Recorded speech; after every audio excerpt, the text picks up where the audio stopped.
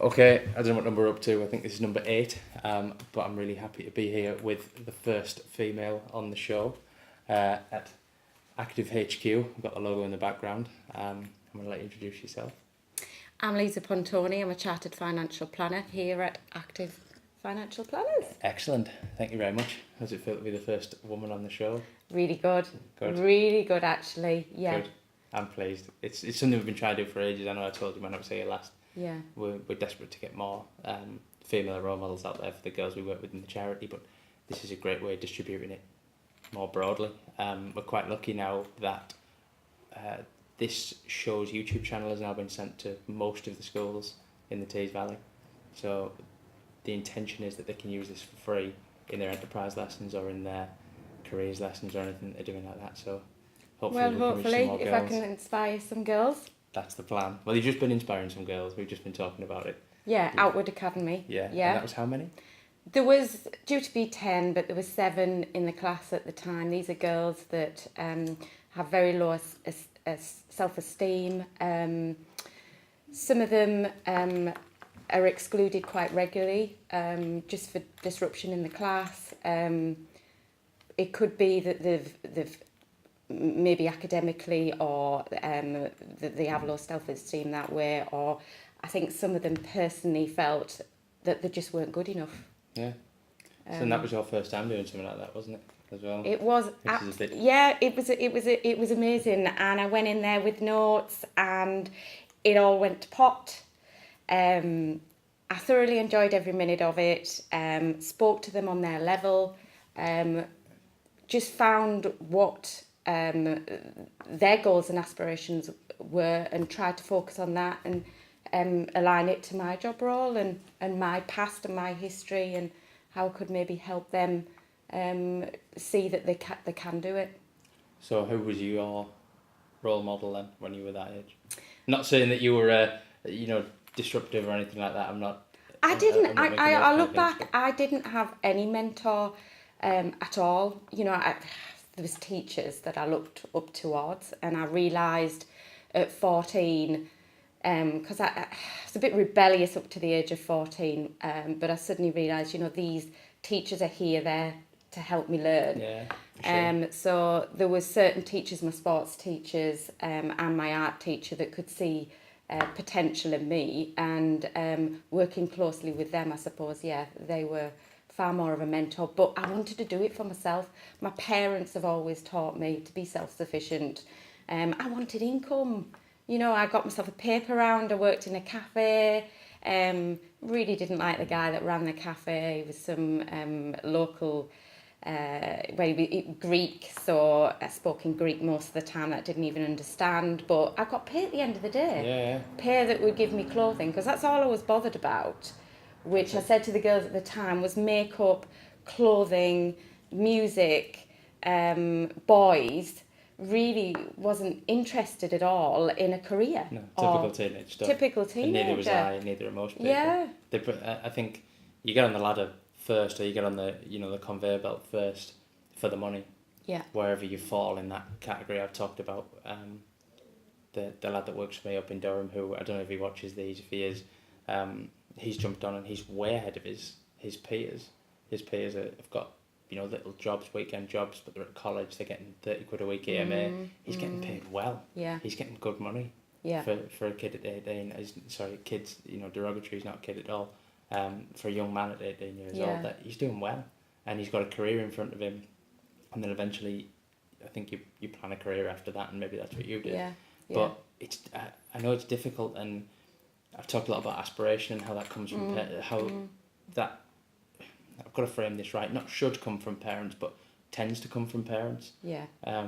Your parents don't have to have a lot to give aspiration, but things are different now. Not everyone's got the same home set up. Sometimes the aspiration isn't there. We've gone through huge job losses here in Teesside, so I don't know if it's mixing it up a little bit. So it's great that business people come and do this. Sorry, go on. What you No, I was just going to say, I remember visually, I could see me wearing a suit, heels, driving a car, having a briefcase. That's what I could visually see. And I was saying to the girls at Outward Academy, if you can visually see yourself as a mechanical engineer or midwife, you know, dress yourself and see yourself as that. And the education and the money will come along with It's that. weird that, because this is something that we've been talking about, Sharon and the Stotty Company. I posted that picture this morning on Twitter, you saw right, my yeah. Stotty Company mug, and yeah. I'm going there straight after this. And it's something that Sharon said. It's something that happened to me. It's happened to you. She articulated it better than I've ever been able to. If you want something badly enough and you're thinking about it all the time and you can visualise it and all that stuff, your actions map to that. Yeah. And I say this in schools. Mine did. I wanted this car. And I remember my dad saying, you'll never get that car. Until they're like really old and knackered, that's the only way you'll end up with one of them. And I got one within a year of that. And that's because I wanted it. And I thought about it all the time. Yeah. And, you know, when you drive to work and your schedule syncs up with other people going the other way. So I used to drive past one every morning, every single day, exactly what I wanted. And I thought, I'm going to get that car. And I tell that in schools now, and I think that's just something they need to do. But I think the value of role models has been overlooked. Yeah. People like you for the girls and for the boys, and the other people we've interviewed for the show. It's a shame it's taken this long to get you on.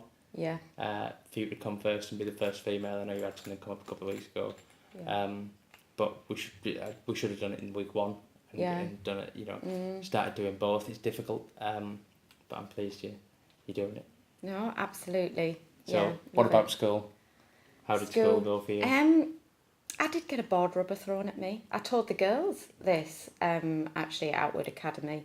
This is when obviously there was blackboards. Yeah. You know, they were still there when I was at school. Oh right, okay. But I like talking, and I liked to voice my opinion. But I also said that I got involved in sport a lot. So I was in the hockey team. I did Duke of Edinburgh. I was always helping, like the deputy head, or if there was after school classes like art, I would always take part in that. I wanted to be involved in everything. And I said for the girls that being part of a team will help you. Will help you far more in later life, and it could be caring for others, thinking about others, working together rather than on your own. We've got a great team at Active. I couldn't do my job without the support I have. Yeah. And I do thank them obviously for where I am now as well. That's good. It's right, because working on your own, something I've found, if you don't have to organise your thoughts for anybody, it becomes difficult. It's not just the volume of work and the paperwork and all that stuff. It's actually being part of a team. I played team sports, you played team sports. Yeah. And I think does it help me be more competitive? It probably does. I am competitive by nature. And I think you are if you played sports as a kid and carried it on when you got older. I know you said you are. Yeah. And I'm not dangerously competitive like I used to be. I was kind of competitive at all costs. I don't know if you've had that kind of balance. I didn't think I was, but my parents corrected me the other day. I have always been competitive. Okay, right. So, you know, she's even got a picture of me in the cross-country race, and I'm pushing everybody out the way to get in front of the start line. So, you know, that's obviously what I was like. It's innate in me to be that way. I'm very competitive, but sport, and we've talked about this before, sport or exercise does release endorphins or whatever, good feeling. I've been for a run this morning. It helps me think, clear my mind, de-stress. I was telling the girls from Outward Academy, it's setting yourself goals outside your job role, or outside your study, that beyond that, you know, you, for example, in the sport, you could run 100 metres as girls together, and then slowly progress to 200 metres. Then eventually, I was saying, you could be doing the 10k Middlesbrough run together. You know, get yourself a group WhatsApp and you know, thank each other, or pushing each other on. Really, I like that. I like it, and I think it's a big part of. I think it could be a big part of work, especially in the future. The more we work, I don't know, you work probably as many hours as I do. I don't think I could do it if I was unfit. It becomes more difficult, but it's also the balance. You're right, releases endorphins. Yeah. It's your day's kind of flexible, is it similar to My mine day is is? flexible. Sometimes I can be working on evenings. I'm a mum. I've got 3 boys. I'm juggling a lot, but it starts the day off wonderfully. Yeah, Absolutely I starts agree. the day off wonderfully. And sometimes I work first, a couple hours, and then train. Yeah. Sometimes I train first. It really depends on where my mind's at, and Yeah. I think I've got to be right that way. I just want to go back to the competition before it sounds like we're talking about being, because Yeah. two of us both saying we're very competitive. Yes. And I don't think you have to be necessarily. You just have to understand, particularly for work and Yeah. and that kind of success. You have to understand who you are. Yeah. So if you aren't competitive, and you're trying to be because you think it's the thing you should be doing, you'll fall anyway. Yeah. That won't work because you've got to be your default position. Yeah. Would you agree with that? Yeah. Yeah. You couldn't come in and pretend to be competitive No. or pretend to enjoy your work. It's something I've said. Yeah. Bill said it on the interview last week. You're not supposed to. You don't have to love your job. It's great if you love your job, but the most important, the baseline, is not hate it. If you throw your covers off on a morning and you think, I don't want to do this again. Yeah. You've got It's not the job for you. No, it isn't. And having the attitude when you get to work about trying to be competitive, if it's not for you, you shouldn't do that either. So where do I want to go from here? I guess it's kind of difficult.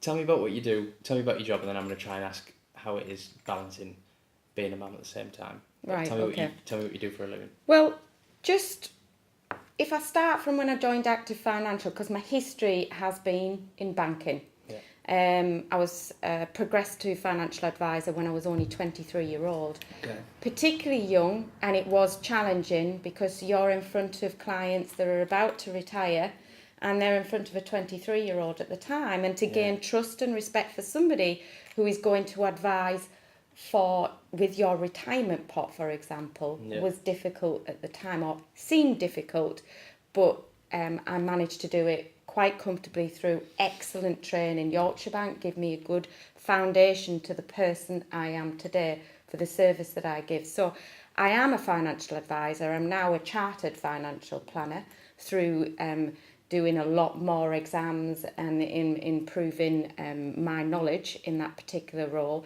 But yeah, we look at protecting clients in the event of death or illness, whether it be their business or their individual, their home, their lives, for their children. We look at retirement planning, building a retirement pot. Those that are in the retirement need advice on that retirement pot they've built up. Or it could be savings and investments for a particular goal, for retirement, for their future.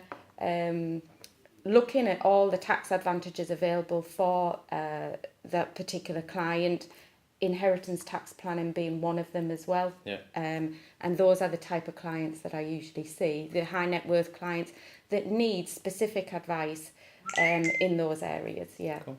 Okay. So that means I know where this is going to take us, but I'm going to get you to talk about it a bit more. That means that you've got to do a client facing role. You're kind of always on. You've got to be on top of your game, but you've got to keep that networking going as well. I have to. I realise that even more so. When you're in the bank, you're surrounded by staff that give you referrals. You're working as a team. Going back to what I said about working as a team, but then progressing to the IFA role, it's a very male-dominated environment. I must. That's what I was going to get to. Yeah. So. And we've got a huge team here, particularly male. As I say, I'm a team player, so I worked with those men to do exactly what they did. Yeah. So went out networking, predominantly men. It could be a social event. I've started playing golf. Right. Cool. Beyond that... Is that Teresa rubbing off on you? Yeah, Teresa's rubbing off on me 2 years down the line. I do think I'm still a novice golfer, but I'm getting better. Right. But great. Yeah, doing all sort of different roles that way to encourage and build relationships with your professional partners. Yeah. Teresa, Carlin being one of them from Endeavour Law, but there's other female business ladies in the district in Teesside who we're now great friends. We all work together. That's I've encouraged them more to go to networking groups, and I would say the split now in networking groups is 60-40. Yeah. Still predominantly men, Yeah. but there's a lot more I agree with women. that. And for that reason, I've generated my own business through that. But I needed to lift and up my game. I'm amongst very knowledgeable, highly educated individuals here at Active Financial. Who are they? Who are men? Oh, who are men? Sorry. Yeah. Yeah. So who there's, are men? there's Yeah. even some unconscious bias maybe with some people. So you've got to compete. Yeah, you compete against your peers. Yeah. Exactly. So I had to time manage myself very well. And in the last 2 years, I've done 11 exams to get me to the chartered status. Fantastic. So I'm That's now pretty amongst cool. the big boys. That's pretty And cool. it feels good. It feels good. You know, that before in a team meeting, I think I would sit back, fearful that what I said may not be correct. Now I can use my voice confidently and have conviction in what I say. It's pretty Yeah. cool. Well done. Yeah. And that's Yeah. how you passed. I'm going to get it on the record. Yeah. That's what, it was 2 Yeah. weeks ago? 2 weeks ago, and I've done so many exams. I'm fellow as well. Congratulations. So, thank you. That's pretty Steve. cool. Thank Where you. does that put you in terms of any other females in the area that do what you do with that? I only know one in Teesside, but through this video, there's others that will come up, I would assume. Yeah, you but- don't want to and, stick your claim as the only one. Yeah, or I only whatever. know one, but... Yeah. But that's still pretty cool. Yeah, there's 4, they're obviously chartered males in this office as Yeah. well. So there's 5 of us here now, Yeah. but... You know, we're all... I know there's in the area that are looking to be chartered as well. Yeah. It's a process. It takes time. It's a process. It takes time, and our industry is pushing to protect the consumer. Obviously, that we do increase our knowledge through exams to protect the consumers. Really, and make sure that you're getting advice from the gold standard. Really, people who know chartered that status. actually know what they're doing. Yes. Yeah. And I'm not saying that anyone doesn't know what they're doing. We don't want to say that non-chartered don't know what they're doing, but it gives you that extra little bit that you can put on your letterheads and that kind of thing. That's the point. You know what you're talking about. So I'm going to come at the female thing, networking and in business, from 2 angles. One, how was it at the beginning when you were just starting to go out there and do your networking and mixing with men and doing that kind of thing? And how is it now when you compare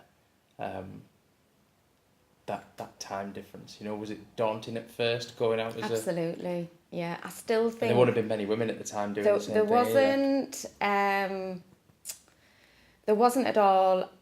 I've got a very good friend, Elaine McLean Wood, who works at Punch Robson. She's a partner at Punch Robson.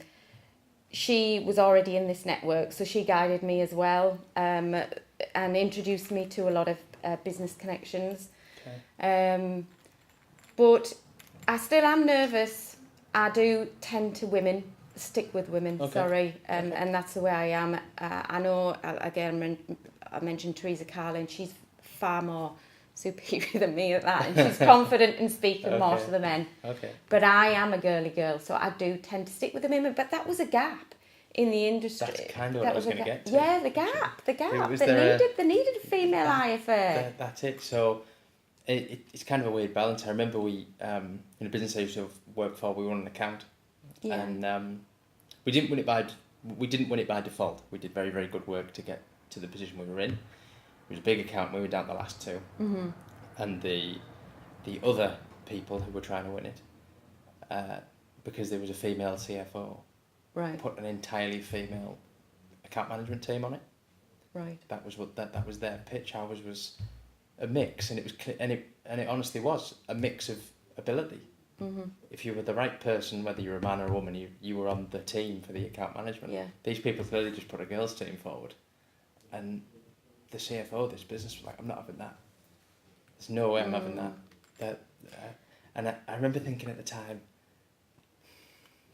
I'm not really sure if there probably isn't a right or wrong, but I think in a team there has to be a mix between men and women. We all contribute differently towards the team. definitely.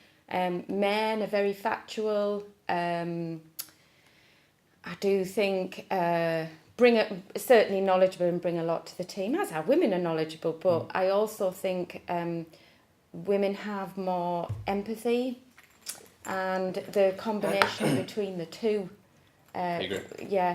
works far better as I a agree. team. Totally. Yeah. But do you think that then, We're more organised. coming back the other way, that was obviously they tried to aim for a niche or a soft spot maybe or whatever by putting a female only team out, and it maybe backfired a little bit. Yeah. Do you think it's something that your female clients might look for is to work with a female IFA, or would they be looking for a male, or does it not matter? What do you Do you think? know what? I've got a mixture of Have you hit the clients, niche really. is what I'm getting at? Yeah, I do. I am working closely with a lot of ladies going through divorce who I can empathise with, and they may just want to see a woman. I was thinking that, yeah. For a pension sharing order. So that is what I would find that is directed specifically to a female IFA. Yeah. A lot of women in business who have their own businesses do want to also see a strong female to deal with them through their financial needs throughout their business and their personal needs. So, but you know, men and women, couples, they're happy to see male or female. Yeah. There's no specific. But now Active Financial, I would say, there's a few of us here actually female IFAs. But if a client wants to see a specific IFA, then female IFA, then I could be the one. Yeah. Right. So I was trying to get the speciality bit, the bit that you can do that men can't do, if you like. But from a general point of view, macro picture, it doesn't really matter. No. You can do just as good a job as anybody else. Yeah. And clients are recognising that times have changed. I know maybe 2 generations ago, there's no way that a man would want to see a woman giving him financial advice. That was maybe 2 generations is too soon, maybe 3 generations. Yeah. But you know what I'm saying. The insurance man maybe, or whatever. Historically, it's kind of been dominated by that. And what do you think the difference is? How has that changed? I know generally society's changed. And I would say society has changed. I mean, the voices at Outward Academy, the girls that were the quite loud in that room that I saw. It's great when you get them in a group. Yeah. And I realised, girls do have a voice, but in every job role now, there's usually male and female. People just expect equality now, don't Dead they? right. So what I was trying to get to, I'm setting up a big question which you can think about if you need to, if you need to take a second. How much harder do you need to work, or do you have to make sure you're the tip top on form every day just to keep the momentum with everything else as a female, or not? Do you feel like that's your... Do I have to do more, you mean, as a female? Yeah, I think... Yeah, I don't want to frame it like that because that doesn't sound like the question I'm trying to ask, but it is kind of. Do you have to... You've just become chartered. That's a huge step. Is it now? Don't stop there. You do feel as a woman, as a mum as well, as much as fathers can take the joint role in the household and do the same jobs as a female can, but the mum is ultimately the mum, and your children want you more than they do the father, unfortunately. Well, that's how I feel in my household. Yeah. So you are juggling a lot, but I've always, and it goes back to when I was young at school, I set myself goals and I want to prove that you can do it. Yeah. So see it, believe it, achieve it is always my motto. Yeah. So I knew that I wanted to be chartered, and I knew that I had to time manage myself far better. But there's gaps in the day, there's gaps on the evening when my children don't need me. There's gaps on the morning before they get up, and that's when I studied. Yeah. So it's about putting time aside, and I said this to the girls at the Outward Academy, taking small steps of your time. Yeah. Time that you might have just put the telly on. Yeah. Or whatever. I said at 9 o'clock at night, pull out that book that's part of your English exam and read a chapter. It's doing little snippets each day as part of your job, and that's the only way I could do it. So I don't feel as though it's been a huge task, but I know it's taken over my life for the last 2 years. But But things are going to do that, I think. Yeah. And it's GCSE time coming up soon, exam result time. Obviously, most of the Yeah. GCSEs are finished now, Yeah. and this is something that I say a lot. The video will be going up again from last year. Hard work's going to come. If you chose not to work hard for your GCSEs, then fine. But unless you're planning on being on welfare for the rest of your life, you're going to have to work hard at some point. Yeah. Yeah? Yeah. And that's a great example of that. You've had to sacrifice your time. So your day over the last 2 years has probably been made up of get up, run, sort the kids out, work here, Yeah. sort the clients out, study whenever you could possibly do it. Yeah. Your kids are old enough maybe to have a pretty Yeah. late bedtime, Yeah. or maybe not have a bedtime Yeah. or whatever. Get them to bed, and then you've got Yeah. to start doing work. Yeah. And you're up till what, midnight? Yeah. That late maybe? Yeah. Making Can those be. sacrifices. Can be. Yeah. And it'd be dead easy for you not to do it and to remain Yeah. where you were and not move. And I think that's the message I always want to try and get out with GCSE time is hard work's going to come eventually. Yeah. So you might as well think about it now for your GCSEs, or Yeah. if it's not now, Yeah. go and get a job. If it didn't work out for you, start at the bottom and work your way up. Apprenticeships weren't there in this form when I was leaving school. You're too young for YTS, I think. I don't want to get, don't disclose your age if you don't want to. No, I think I think you're too young for YTS. I think YTS was out. I'm 45, so. I was paying you a compliment then, maybe. Yeah, Okay. Yeah, I think it was out. But YTS was a good system. There's a lot of people. It But was. actually, a lot of females I've spoken to have said YTS was instrumental in getting me to where I am. So then it kind of dropped off, and we didn't have apprenticeships for me leaving school. So it was you leave at 16 and you either go on to college or you get a job, or you do whatever.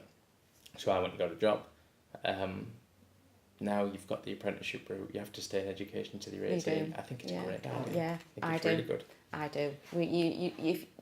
I know we all have choices, and academically, if you love studying, great, you could go on to university. But I think starting at 16 through an apprenticeship, learning and studying through your job role, you might not stay in that particular company, but it is the foundation of your future. Yeah. Yeah. I don't really want to. I was going to ask about being a mum. We've kind of covered it actually. You know, and working mum and doing both things together. It's just something that I'm just going to kind of cap that bit off with. I think it's totally achievable to be a female in business or with a career and have children at the same time. I don't think that you have to choose one or the other, and sometimes it's either been framed like that or it seems like that from the outside, but it isn't. I think, would you agree with that? You could do both. What I did say to the girls at Outward Academy, you know, if you want to be a woman, wonderful.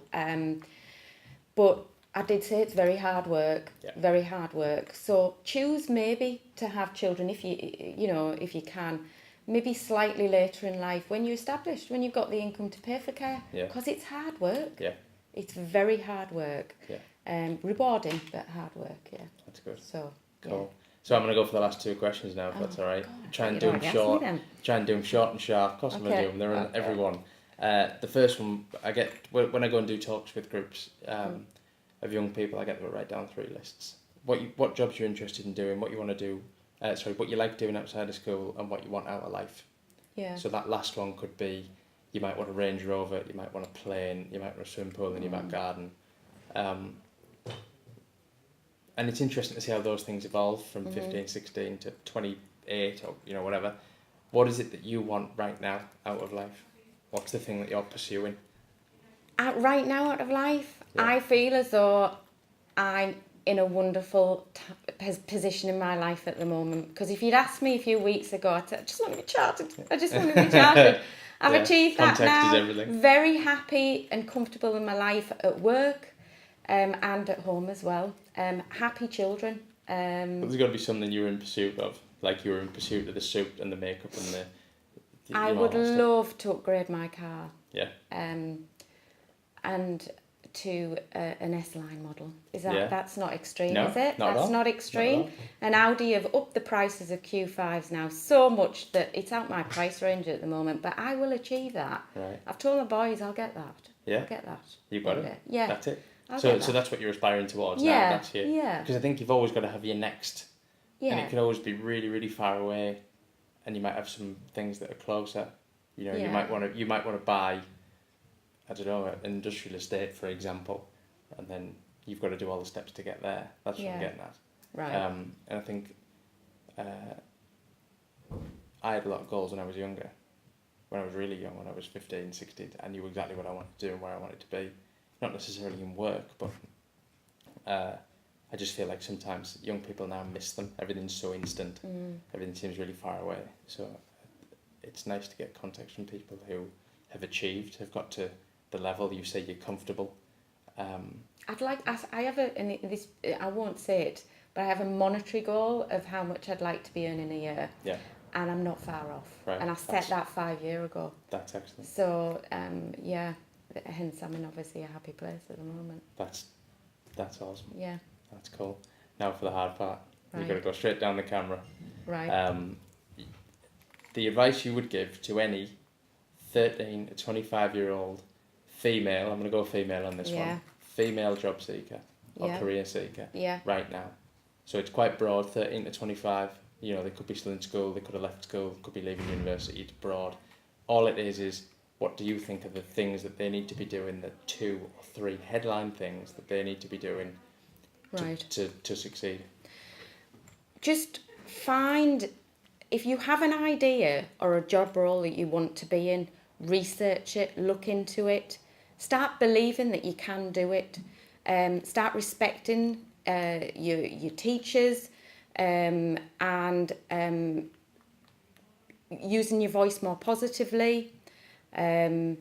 Study more, little steps, like I said. It could be at school. You may not find that you excel at school, but through a job role, if you've got the opportunity to study more, find out ways to advance yourself so you can progress in that career. You may not get that career you want at 20, but that foundation of what you're doing at that time might escalate or elevate you to something different that you aspire to. I agree. I couldn't have said it any better. Thank now you. The hard part is, or the second hard part. No, I'm only kidding. But we usually do like a sport handshake at the end. Right. But it feels odd to do one of those with you. We can do What's it a sport handshake? But that way. Oh yeah. Yeah. So that's usually how it finishes. Are you comfortable with that? Yeah. Right. Well, there we go. Then. There you go. Thank you very much. Thank Appreciate you. it.